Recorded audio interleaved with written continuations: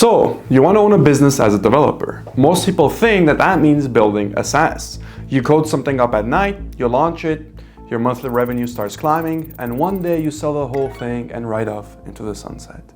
But that part is pretty much the Hollywood version.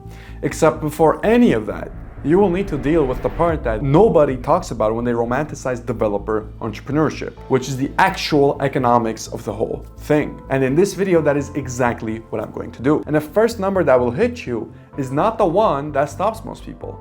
It's the one that should actually make you most suspicious. And I found this out the hard way because when I quit my $250,000 software engineering manager job and I decided to dive into the entrepreneurship world, I failed countless times at a bunch of SaaS. And the way that I started my existing business, B2B and a consulting firm that does 7 figures annually, was through fundamentally understanding the economics of the business. Now, starting a business as a developer in the United States in 2026 is going to cost you anywhere between $200 and $2,000. If you compare that to, let's say, a cafe where you're looking at $150,000 to $250,000 before you serve a single customer, or a restaurant, or a gym, or a franchise, all of which will want multiple 6 figures before the doors even open. Your number compared to those is pretty much a rounding error. And that number being so small is not necessarily as good of a news to you as you think it is. Because that range of 200 to 2,000 hides a genuine fork in the road that every single developer faces before they write a single line of code. And almost everybody picks the wrong direction. At the end of that fork, you build a SaaS. At the other end, you start a service business. And the difference between them is exactly the difference between building a cafe from raw concrete versus taking over an existing space where, let's say, the plumbing and everything is already installed with all the machinery there. When you build a SaaS, you are that raw building with nothing there. You're installing every piece of infrastructure yourself before a single dollar of revenue ever comes in. You build a product first, and then you go looking for customers, and most of you know that is completely backwards while you're doing it. But, of course, you do it anyway, because building to you is gonna feel like progress, and selling is going to be painful. Now let's talk about what the business actually costs, because the list is almost comedic. An LLC in the United States is going to run you anywhere from $50 to $800 depending on your state. If you're here in California, like myself, they're going to hit you with an $800 franchise tax every single year, which is honestly the largest expense of the entire thing, really. Your equipment is pretty much going to be the laptop or desktop you already own, the software stack that you're familiar with, your domain, your email, maybe all of that combined, $200 a month. There is going to be no build out, no espresso machine that you need, no landlord asking for first month, last month, and 3 months of security deposit. The cafe owner, on the other hand, needs $250,000 to find out if their business even works, and all you really need is a laptop that you already have. But here's the thing, and I need you to really pay careful attention to this part. The cost of this business as a developer was never about money. Because the true cost that we developers pay in is time. And time is one resource you're already selling to somebody else. So let's price it out honestly. Say you're a senior software engineer making $180,000 a year in the United States. That's roughly $90 an hour of market value. If you put 15 hours a week of nights and weekends into, let's say, your dream SaaS, your side project that's going to get you out of this mess, over the course of 1 year, that's about 750 hours, which means you just spent $65,000 of your own time at market rate. And that was your build out cost. It just never showed up on a credit card or an invoice, meaning your brain never actually registered it as spending. And at the end of that year, the cafe owner at least has an espresso machine and a lease. The average first-time solo developer that's gonna go out and build a SaaS is gonna have a GitHub repo, 0 customers, and no proof that anybody ever wanted the thing that they built. The cafe owner's failure costs money, but your failure costs a year of your life,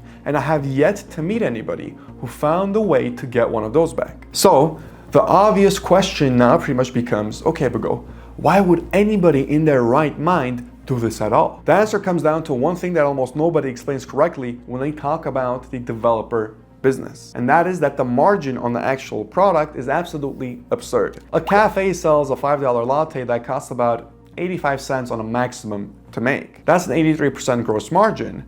And the entire coffee industry brags about that number. But a software company celebrates 80%. Meanwhile, you charge $10,000 for a project that costs you your time, plus maybe $100 in API credits. That is a gross margin north of about 95% on pretty much every single project, every single time. There's basically very few businesses on this planet with better unit economics than a developer selling outcomes to companies. On paper, you should be printing money. But here's the part that nobody tells you when they lead with that exact number. That 95% margin is not your actual take home. It is the starting point of a compression.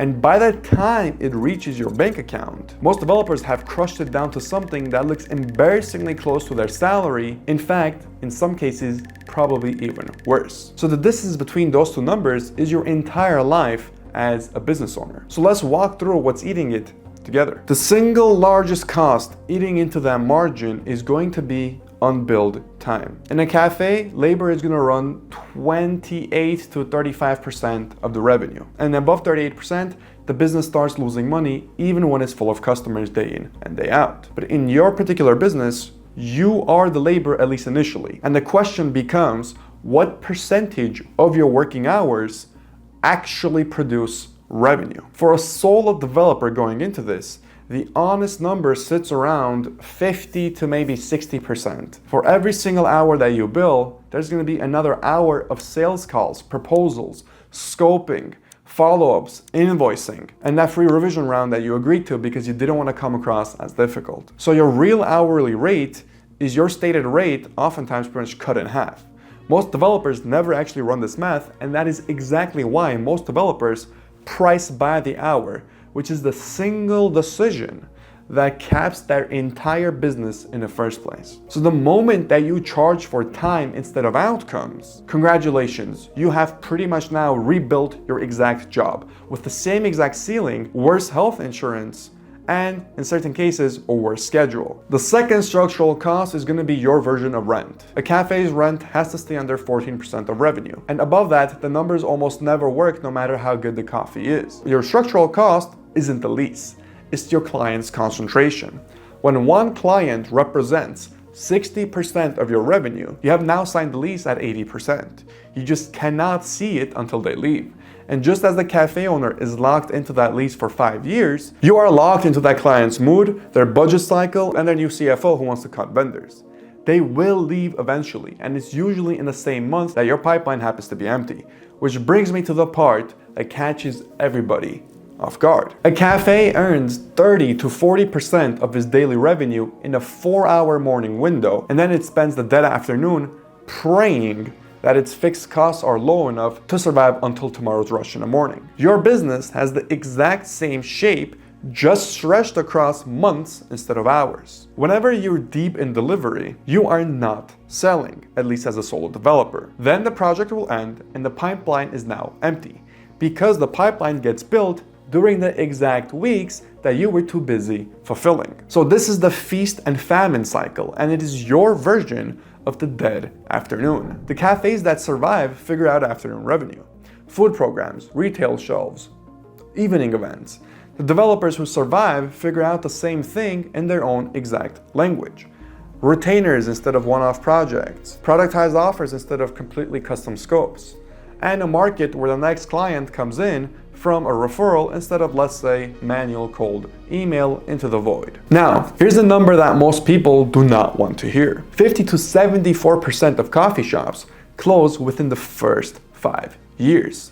And when they surveyed the owners who failed, the reason was almost never that their coffee was bad. It was owners who were unprepared for the operational reality of that business, or that the rent that was wrong from the day the lease was signed. Developer businesses follow the same exact identical pattern. They do not die from bad code.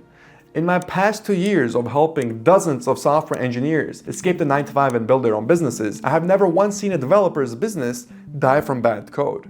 They die because the developer built before validating, priced by the hour, sold to nobody in particular, and treated selling as a thing that you get to do after the real work is done. When in reality, selling is the real work. Your technical skill was never the constraint as a developer. In fact, it's the one input every single person watching this already has. And the ones who actually survive almost always have one thing in common. The same way surviving cafes all opened with enough working capital to absorb the slow months, they got the order of operations right. Which brings me back to that LLC in the beginning that we talked about, because I gave you its cost earlier as if it's step one. And that framing hides the exact mistake that actually kills most of these businesses. Most developers form the LLC, buy the domain, build a beautiful landing page, build a beautiful website, design a logo, and then months later, finally go looking for a particular client. But that is a developer brain at work. Build all the infrastructure, avoid all the humans. The reality is you do not need a single piece of that, everything we just discussed, until money's on the table. You form the LLC when a client has already paid you the money, which means the real step one of this entire business is landing that very first client. And that's the one step that nobody actually teaches you, because it's the one step that has nothing to do with code. Now, 3 realistic versions of your business. Option 1, of course, we have the SaaS, which we just discussed, why you shouldn't do that. Option 2, you have the freelancer path. You put up an Upwork profile, you charge $75 to $100 an hour, and you compete against the entire planet on price. Realistically, you'll bill maybe 20 to 25 hours a week once you account for actually finding the work, doing all the necessary steps you need to be ranked on Upwork, which puts you somewhere between $85,000 and $110,000 a year, and that's on a really good year. Now, you subtract self-employment tax, your own health insurance, and 0 paid vacations, and you're earning less than your salary with way more stress, way more work, and literally 0 leverage. So you didn't end up building a business, all you ended up building was a worse version of your job with way more steps. And unfortunately, this is where most developers end up landing. And they conclude that entrepreneurship is a scam and they crawl back to their cubicle. But the model was fundamentally broken here. The market was not at fault. Option 3, the positioned path. You pick your local market and a specific type of problem, and you become the AI guy or the software guy or the tech guy for that particular market, that particular problem. Not globally, where you're competing with every single developer on planet Earth, but locally, where you are competing with basically nobody, because there are over 30 million businesses in the United States alone that need to figure out AI, and almost no developer is willing to leave their house, go to a chamber of commerce, or go to a local business and actually talk to them. You productize 2 or 3 offers. Implementation projects at, let's say, $5,000 to $15,000, retainers anywhere from $2,000 to $5,000 a month. Just 3 retainers plus 1 project a month is gonna put you at $15,000 to $25,000 a month at a 90+% gross margin rate, with total operating costs that still fit on a single credit card statement. And before you tell me, Bigo, those numbers are unrealistic, you can't just say that. Sandra, one of our founders inside Code to CO, literally built a service offer in healthcare and crossed $20,000 a month within 6 months of actually starting. Now she's transitioning onto a SaaS to scale that and exit that, which is obviously the next natural step. But 6 months. A cafe doing everything perfectly takes 6 to 18 months just to stop losing money. And his prize at the end is going to be a measly 10% margin on somebody's flat white. So at the end of the day, here is the honest comparison. The cafe owner in this example is gonna risk $250,000 on a business with brutal tolerances, where a lease signed 3% too high means 5 years of pretty much digging out of a hole. You, as a developer, risk almost no money at all. Your tolerances aren't financial. They are going to be behavioral. Can you talk to business owners? Can you put yourself in comfortable situations? Can you sell before you build? Can you charge for outcomes and hold your price when the person opposite of you is going to push back? The businesses that make it are not going to be the ones with the cleanest code or the most impressive tech stack, though of course those things don't matter. They are going to be the ones run by the developers who fundamentally understand that selling comes before building, that pricing an outcome instead of hours is more important, and that keeping any one client under 1/3 of their revenue and building out their pipeline during the busy times is the key to actually succeeding as a business owner. The cafe owner's hard part costs $250,000. Your hard part only costs a handful of uncomfortable conversations that you need to have. And most of you will still pick the SaaS that we just discussed because the code doesn't reject you to your face. So all in all, not bad for a business that costs less than the laptop that you're watching this on. Now, if you watch this whole thing and something in you is saying that this is the path you want to go down on, I want you to apply to Code to CEO, my startup accelerator. It is made by a software engineer, specifically for software engineers, and it's application only. If you believe you're a good fit, go in and send an application. It's gonna take you no more than 5 minutes. You can sign up completely for free in the description below. And if you are accepted, you will hop on a one-on-one call with me where we can discuss the next steps. As always, thank you so much for watching and have a good rest of your day.